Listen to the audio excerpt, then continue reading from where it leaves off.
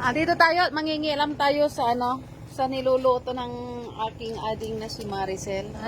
Good evening. Luto Yan. tayo ng pakbet. Yan, ito. Yan. Oh. Tapos, ako sana magluluto. Ako naman alam magluto. Oh, di ba ang galing ko magluto? Nagluto ako din.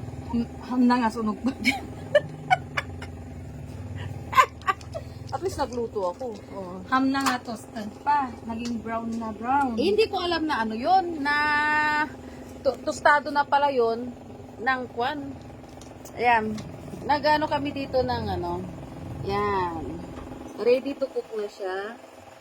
Kaya lang andon yung ano yung sahog ito. Yung Sahog. aming sahog. Yan, sahog. Ganun yun. Yan. Yan. Yan, sarap.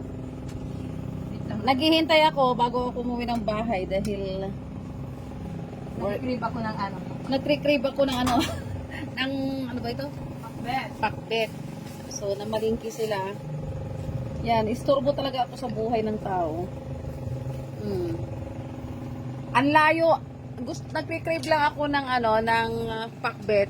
Malayo pa yung pinuntahan ko. Dumayo pa ako dito sa Galing ako sa aking pinanggalingan. Galing ako sa aking pinanggalingan at pumunta ako dito sa aking pinuntahan. Bahala na kayo mag-inviting. Kung saan kayo doon. Ayan.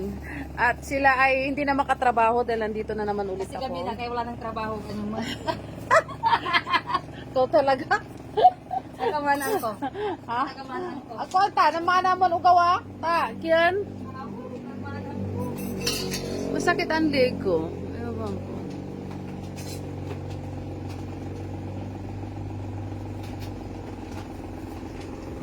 Ano, ako na magluto niyan. Halika.